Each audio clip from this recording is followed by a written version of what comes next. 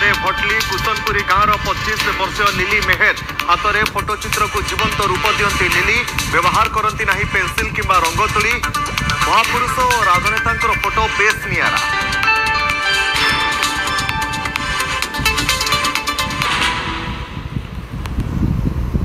हाथ तांकर कथा कहे से हाथ में फोटोचित्र को दियंती जीवंत रूप पेंसिल किंबा रंग तुली रे नुहे अभिनव और नियारा ढंगरे आंगुठी रे महाप्रभु और महापुरुषंकर वीर शहीद मानकर सेलिब्रिटी और राजनेता फोटो को अति निखुण भाव में आंकी पारी से चर्चा रे।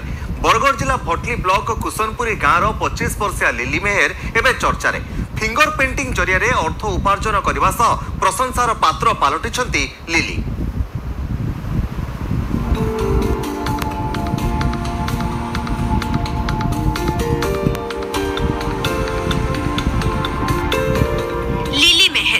बयस 25 रंग तोली कथा कहे भड़ी की भड़ी चित्र आंकी अन्यर मन मोहिनी जेमिति ही सुंदर फोटोचित्र अनेक कथा कहूँ यहाँ निज हाथ में जीवंत रूप देउछंती बरगढ़ जिला भटली ब्लॉक कुसनपुरी गाँवर 25 वर्षीय लिली मेहर।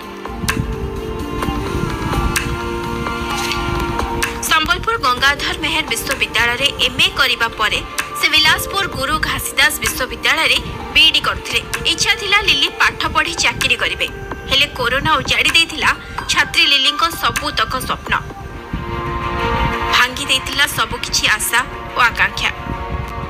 अजणा रोग रे आक्रांत होई बापा गोपाल मेहर 4 वर्ष तळे होई गले शଯ୍याशायी।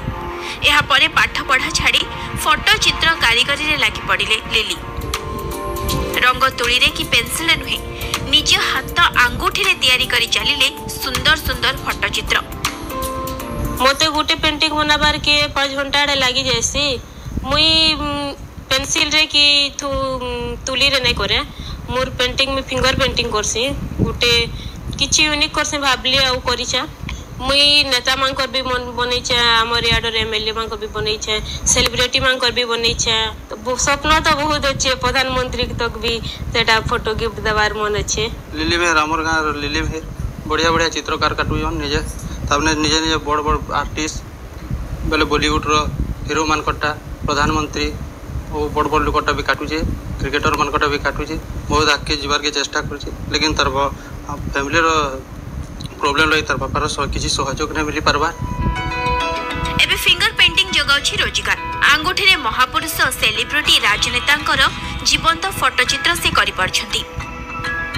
सरकारी सहायता तालीम को अपेक्षा न करी लिली आयुर्वेदिक औषध लिपस्टिक सिंदूर भली रंग रे अभिनव नियार ढंग रे फोटोचित्र अंकन करी 2 पैसा रोजगार करछंती।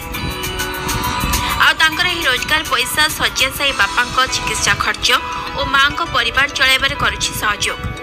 लिली को इच्छा रही से प्रधानमंत्री और मुख्यमंत्री को जीवंत चित्र उपहार देवे। लिली बापा को जिला प्रशासन पक्षर आवश्यक सुविधा जोगाई दिया बोली कहिसेंती बरगढ़ उपजिलापाल।